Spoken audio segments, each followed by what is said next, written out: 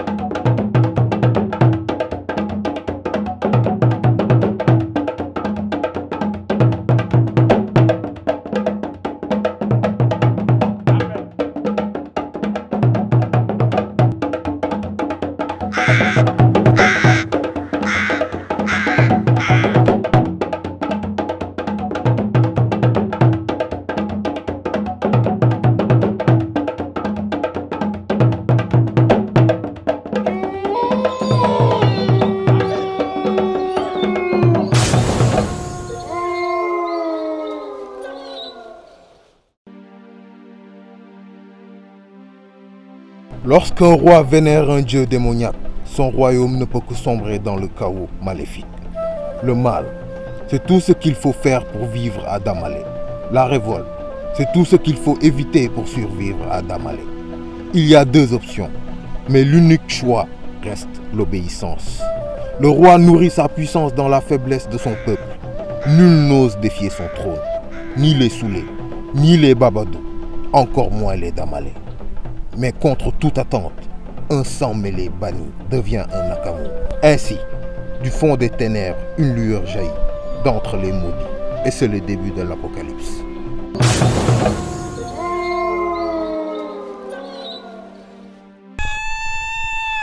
Vas-y. Vas-y, pousse. Pousse. Encore pousse. Harmout, je vais chercher Bella.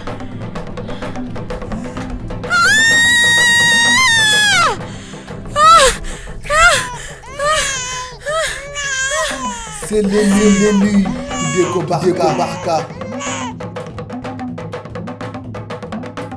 Anamou. day nelaw daa sonn. Merci mon Dieu. Il est l'élu. donc amoon ngaa xol rey ko bu ko doon loon.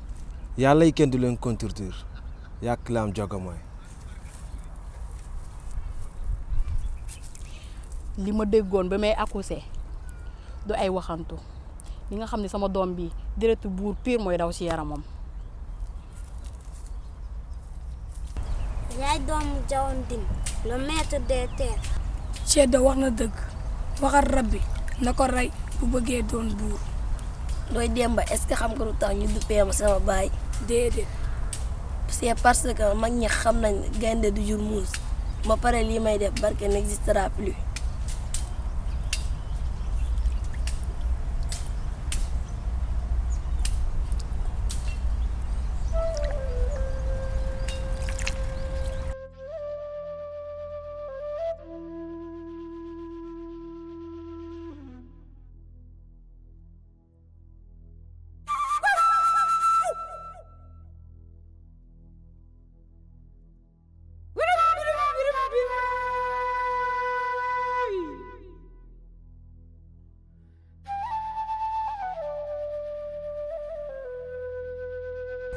gis nga sa peuple bi puisque yow la yàlla choisir tu dois nous en débarrasser de cette malédiction.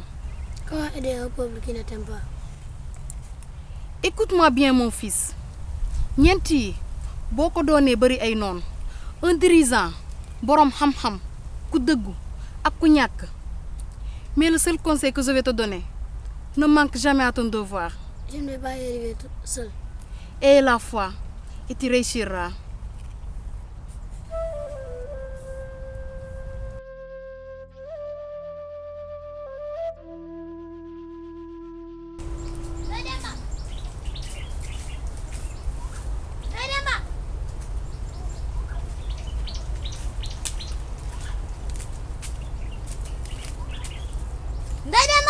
eh Thierno maa ngi nii ngay yuuxu rek yéegal. fële volcan baa ngi def éruption yaa ngi fii le serpent dessous vient dévaler la fille de Diomaye. Quoi?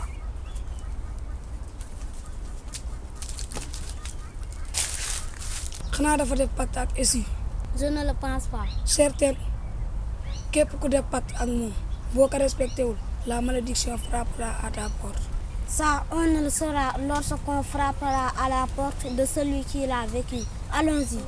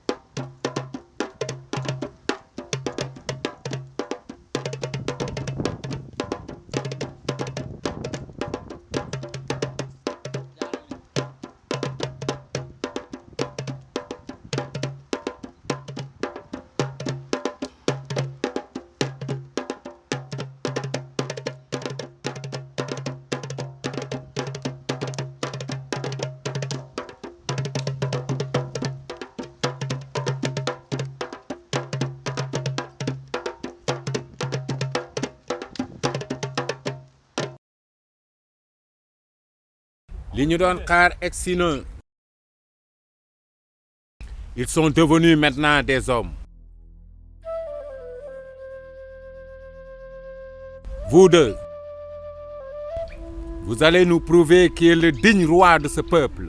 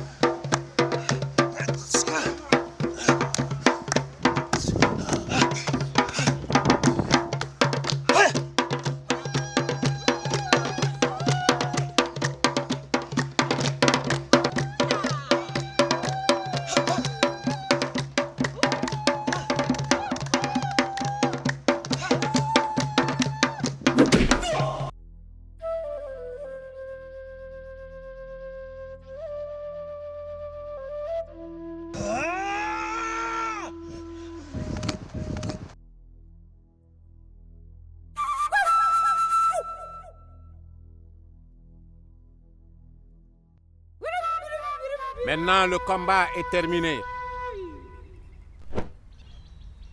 Vive le roi de Damaley! Vive le roi de Damaley! Vive le roi de Damaley! Vive le roi de Damaley! Vive le roi de Damaley! Vive le roi de Damaley! Vive le roi de Damaley!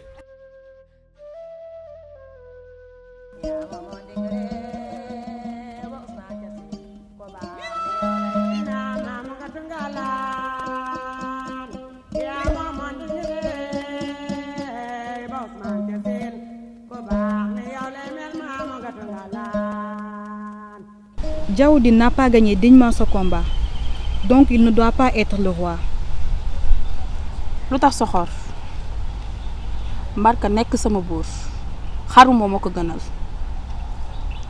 ak man tamit de te doomu gaynde lay doon waaye doomu rëbbkat ci àll lay dee te gaynde moo koy rey c'est le cas de Barka.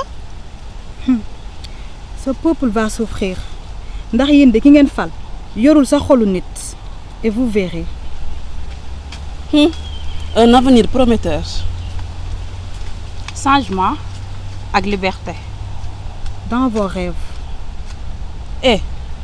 bàyyil kii ñu dem uti mat.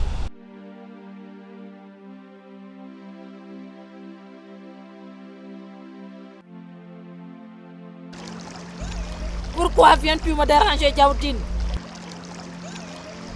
Je suis venu te remercier pour ce que tu as fait pour moi. Je n'ai rien fait pour toi. Si, pourtant je suis devenu roi. Le diable t'a aidé, mais ton peuple te fera chuter.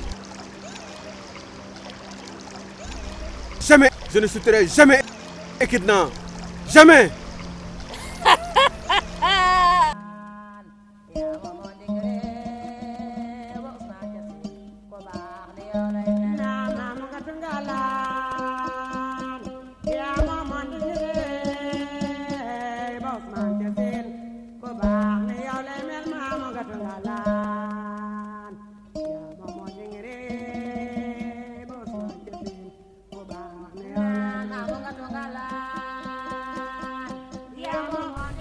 jëlal xob yi nga baxal jox ko mu naan.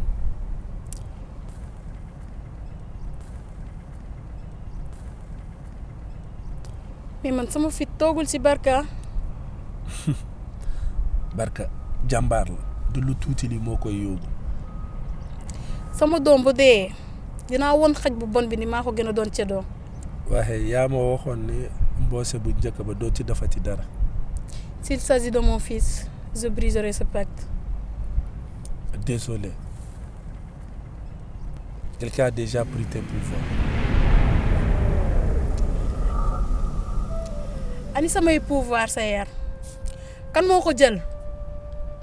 xamoon naa ne doo respecter sa kàddu moo tax ma jël sama garde.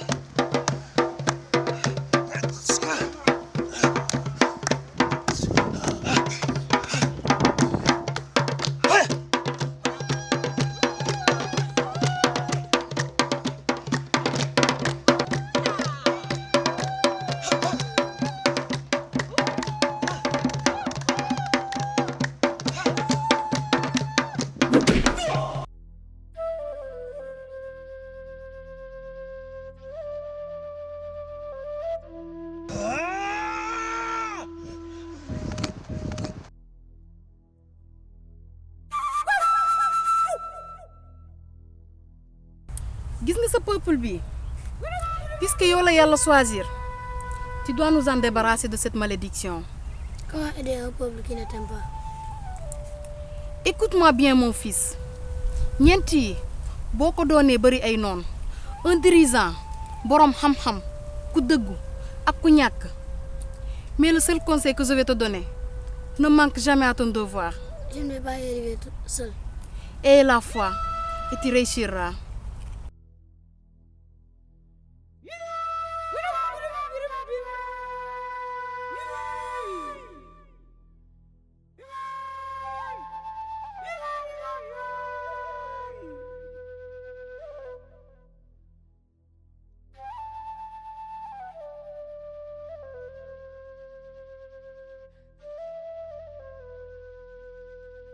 lii teguloo ko fenn Djaoudine.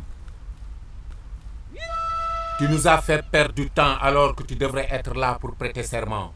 Tu n'es même pas digne d'un roi. Tu mens!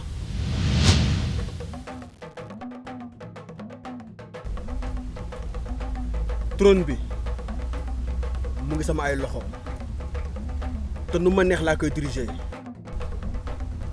et que personne, je dis bien personne, ne s'y opposera. wax ji jeex na. Vieux Diogomaye, dégage. Chaque jour attend un autre jour. Mais n'oublie jamais que je suis le roi des eaux. Diawdine. C'est ça un roi.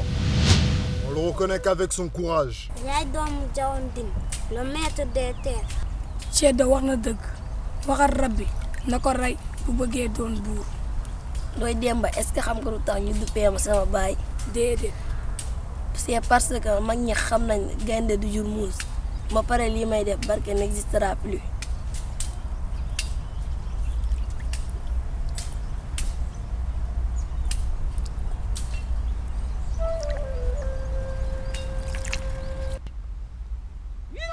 Et vous?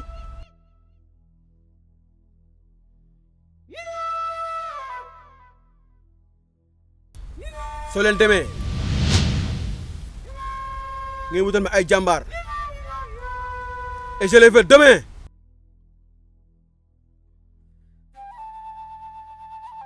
awa ñu jaar ne dañ jëli Sarata mi ci ginnaaw nañu wiiri xanaa gisoo buur.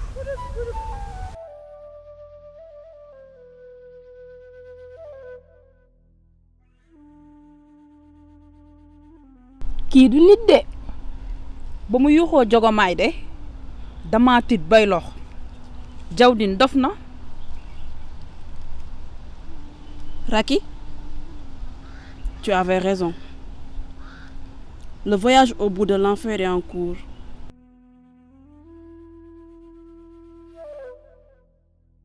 lu tax soxor Mbarka nekk sama buur xaru moo ma ko gënal. ak man tamit de te doomu gaynde gaynde lay doon waaye doomu rëbbkat ci àll lay dee te gaynde moo koy rey c'est le cas de Barka. Ce peuple va souffrir ndax yéen de ki ngeen fal yorul sa xolu nit et vous verrez.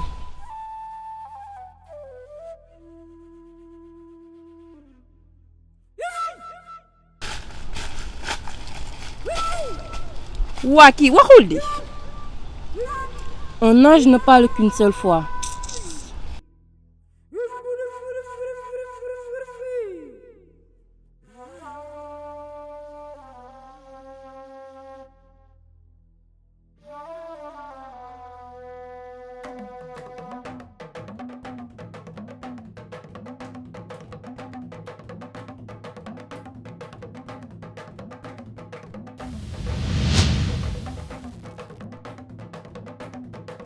Échoue.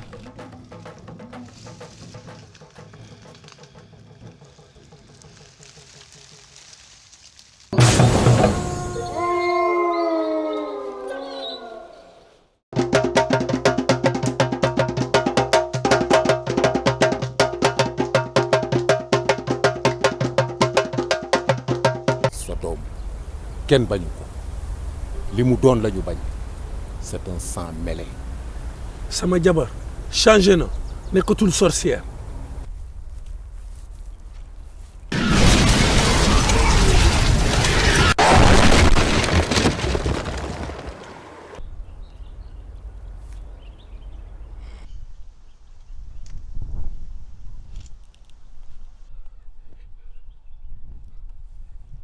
Diawdine.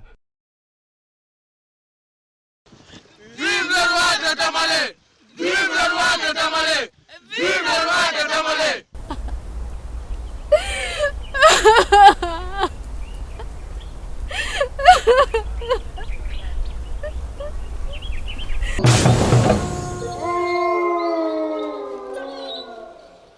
Lorsqu'un roi vénère un dieu démoniaque, son royaume ne peut que sombrer dans le chaos maléfique. Le mal, c'est tout ce qu'il faut faire pour vivre à Damalé. La révolte, c'est tout ce qu'il faut éviter pour survivre à Damalé. Il y a deux options, mais l'unique choix reste l'obéissance. Le roi nourrit sa puissance dans la faiblesse de son peuple. Nul n'ose défier son trône, ni les Soulé, ni les Babadou, encore moins les Damalé.